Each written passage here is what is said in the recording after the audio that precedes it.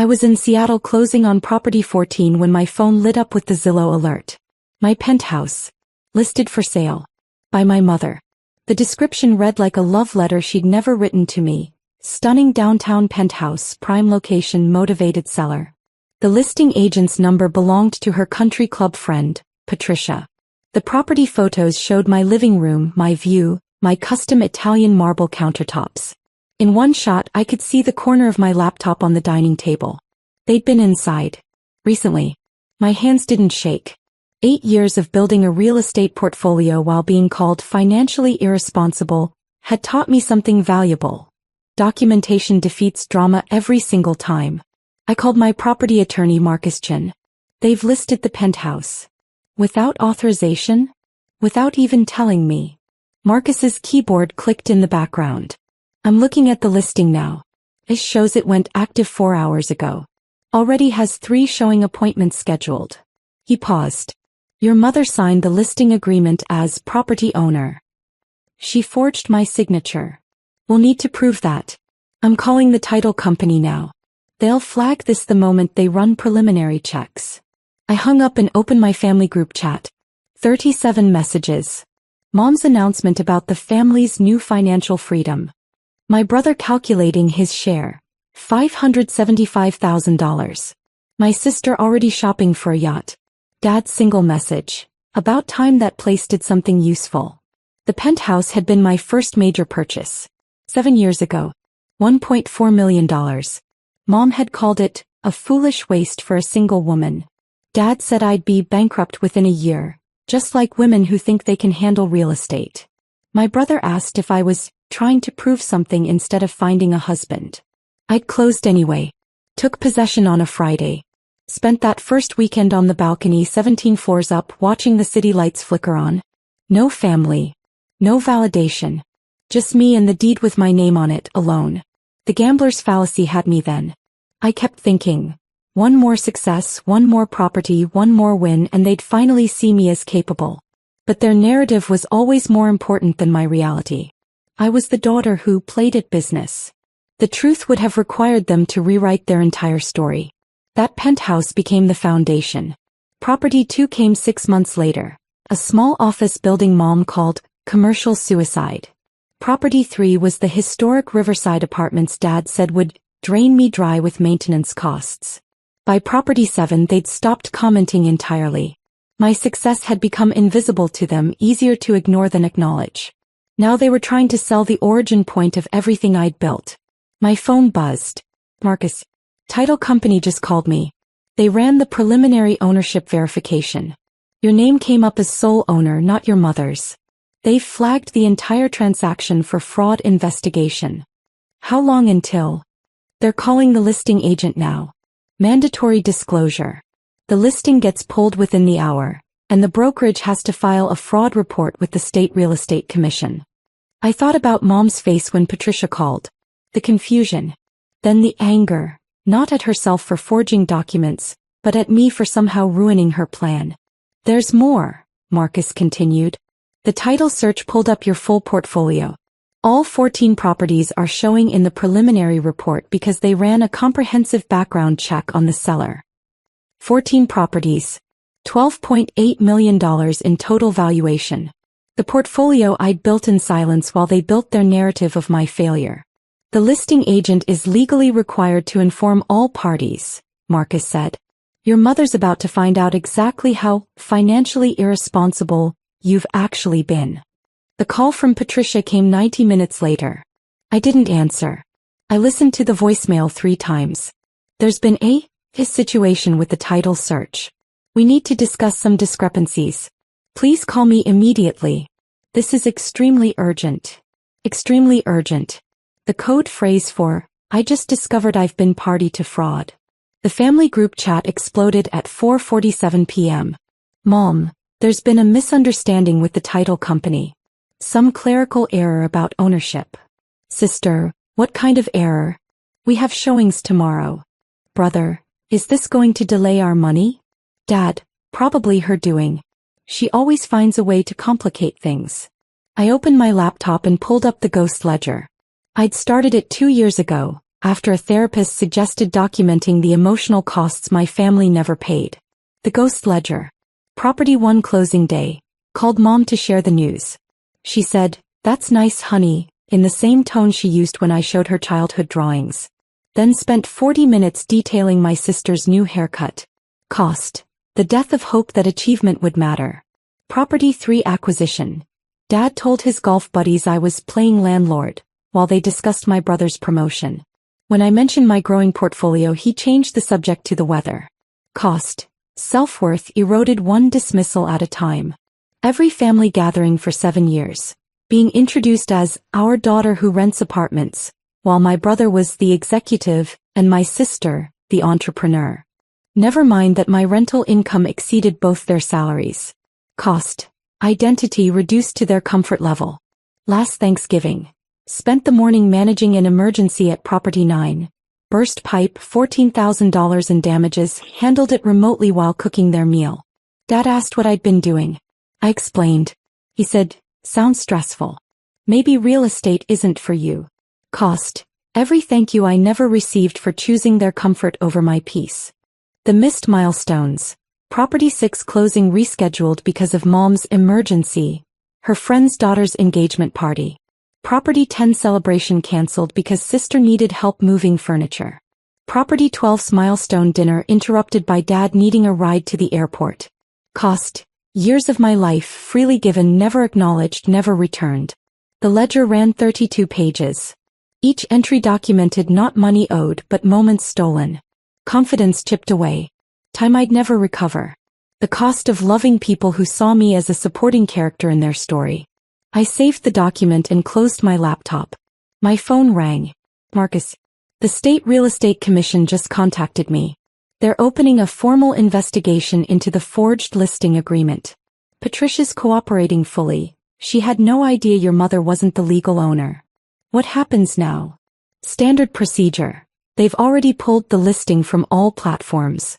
Next, they'll examine the signature on the listing agreement against known samples of your signature. If forgery is confirmed, and it will be, criminal charges are likely. How likely?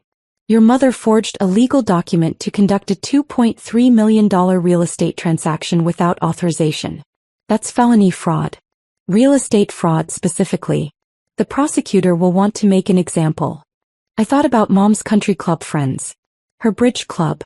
The charity galas where she introduced herself as a philanthropist. All of it built on the foundation of her carefully constructed image. The perfect family, the successful children, the life of elegant ease. That foundation was about to crack. "There's something else," Marcus said. The title company's comprehensive search revealed something interesting. Your Property 7, the Riverside Apartments. The one Dad called a money pit? Your parents have been renting there for 3 years. Unit 4B. Monthly rent, $3,200. They're your tenants. The irony hit like cold water. For 3 years, they'd been paying me $38,400 annually while calling my real estate investments foolish. They'd written checks to my property management company, never connecting the dots. Never asking who actually owned the building they'd chosen for its excellent management and maintenance. I'd known, of course. I'd approved their application myself, anonymously through my property manager. I could have rejected it. Could have forced them to find somewhere else. But I'd thought, gambler's fallacy again, that maybe if they experienced my professionalism indirectly, they'd eventually respect it directly. They just tried to steal from their own landlord. "Marcus, I want full prosecution. No family considerations. They broke the law." "Understood. I'll notify the prosecutor's office that you're willing to cooperate fully." The police arrived at Mom's house on a Tuesday morning. I know because my neighbor, one of Mom's bridge club friends, called me breathless. "Your poor mother. There are police cars. What's happening?" I didn't explain. I just said, "I'm sure it's a misunderstanding," and hung up. The charges came through that afternoon. Forgery in the first degree, Class B felony, attempted real estate fraud, Class C felony, and identity theft. Combined maximum sentence, 15 years. Mom's attorney called me within hours. "Your mother made a mistake. Surely we can resolve this within the family." She forged my signature to steal my property.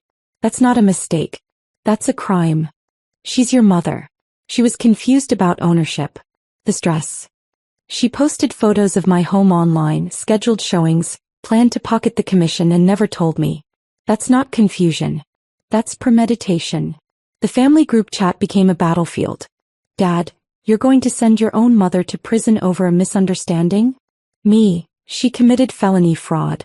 That's not a misunderstanding. Brother, this is insane. Just drop the charges.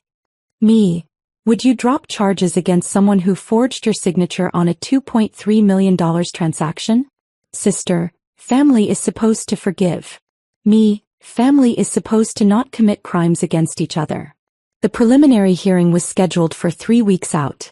In the meantime, the investigation expanded. Detectives discovered Mom had also forged a power of attorney document, claiming legal authority to act on my behalf. She'd used it to schedule a notary for the closing, planned for the following month. The forensic document examiner's report was damning.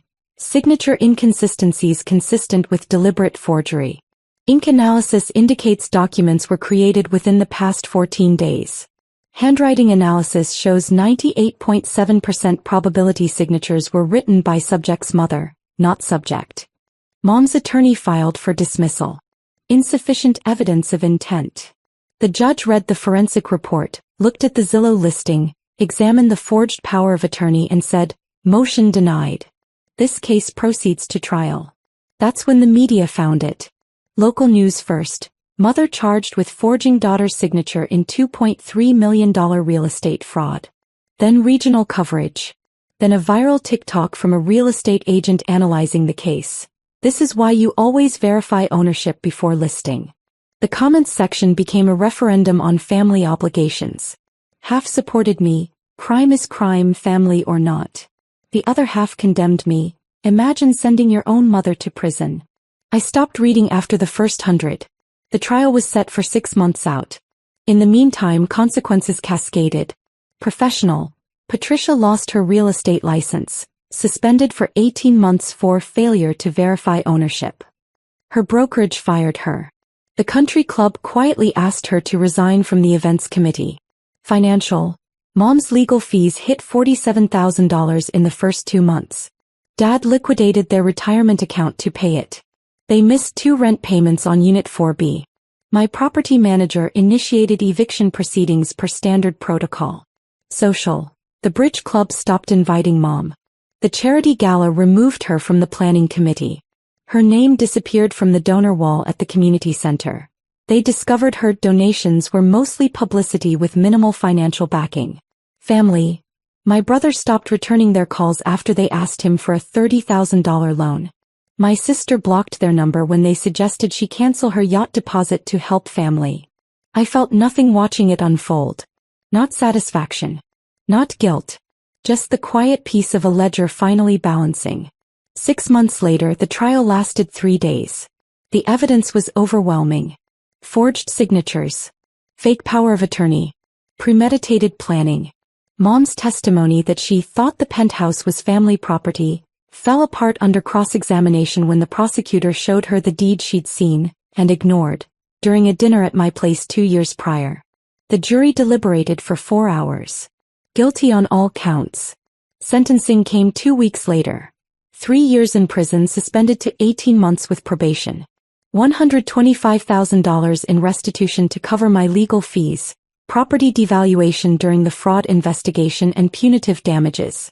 Permanent criminal record. Dad sat in the gallery silent. My siblings didn't attend. I sat in the front row and listened as the judge said, "You betrayed your daughter's trust and attempted to steal her property through forgery and fraud.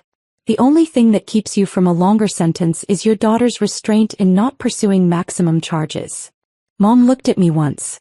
Not apologetic. Not remorseful. Angry. As if I'd done this to her. I looked back and felt nothing but the weight of finally being free. Present day. 14 months later. The penthouse is still mine. Property 15 closed last month. A mixed-use development downtown.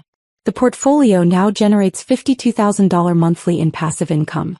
Mom served 13 months, released early for good behavior. She lives in a 1-bedroom apartment across town, Works part-time at a grocery store to pay restitution. The criminal record makes most employment impossible. Dad moved to my brother's basement. Their retirement is gone. The country club membership lapsed. The charity galas continue without them. We don't speak. I have restraining orders against both parents. Not because I fear them but because I refuse their access to my peace. My brother sent one email. You destroyed our family over money. I didn't respond. He destroyed himself by defending fraud. My sister tried calling once, crying about how everyone makes mistakes. I blocked the number. Forgery isn't a mistake. It's a choice. Last week I attended a real estate development gala. The mayor presented me with a Community Impact Award for my affordable housing initiatives. Property 12 is now partially subsidized housing, 40 units for working families. Someone asked, "How did you build all this?" I thought about the ghost ledger. The dismissed dreams. The 7 years of being invisible. The family who saw my success as their opportunity rather than my achievement. I built it alone, I said. And that's exactly how I wanted it. The penthouse balcony still has the best view in the city. I still sit there some evenings watching lights flicker on across downtown. Some of those lights are mine now. 14 properties. Hundreds of tenants. A legacy built not from family support, but from family spite transformed into fuel. There is no place for them in my world anymore. My future begins from the 14 fortresses I fought to protect. The account is closed. The balance is zero. And I am finally completely free.